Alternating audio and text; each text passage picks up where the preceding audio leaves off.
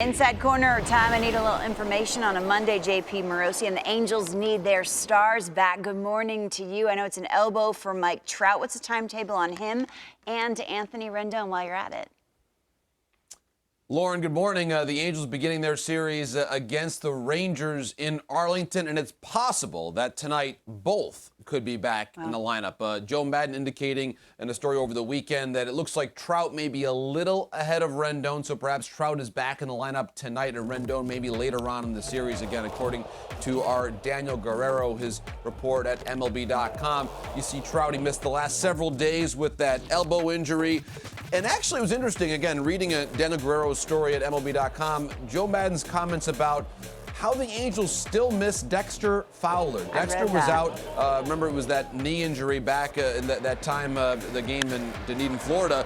Since then, the Angels just 4-8 without Fowler. So it's not been just Rendon and Trout. It's been Fowler as well. Of course, Dexter out for a long period of time. But just to get Rendon and Trout back in the lineup, you see it there, what they will mean to this club. And again, with Ohtani on the mound, just think, Lauren, if you have Trout, Rendon, and Ohtani all doing their thing tonight there for the Angels in Texas, could be a big night for the Halos. Indeed, something to watch for sure. Maddon also said that's the beauty of 162, right? You're able to absorb those kind of injuries. We will see if they're back tonight. I've been so curious, JP, about Christian Yelich. We know what he can do when he's healthy. Is the back the reason for the slow start? Any update on him? Well, Lauren, it's very interesting. Yelich could actually be back in game action this week. That was one update I was told by a source late last night, that based on what the MRI showed, and Craig Counsell saying that there was nothing new that the Brewers found on that imaging. So that was good news for the Brewers. And again, Yelich could be back later on in the week.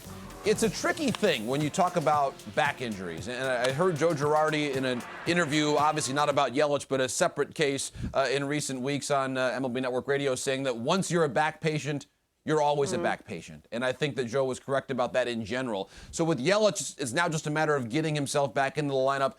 But in the meantime, I've got to credit the Brewers here. Since Yelich left the lineup, they are 8-4. That's the best record in the National League over that time without an MVP. You have to credit the Brewers' adaptability. Of course, Bradley now joining the Brewers outfield here this season. So you credit the Brewers for their adaptability, still leading the National League Central right now, even without Yelich. So once Yelich gets back, perhaps they take off even more. But again, they've got the best record in the NL without Yelich the past 12 games. They expect he could be back in game action this week. It helps when their pitchers don't walk anyone at all, right? And Corbin Burns on the mound tonight. Yankees would love some of that from Davy Garcia. What are you looking for? There's opportunity in that rotation, JP?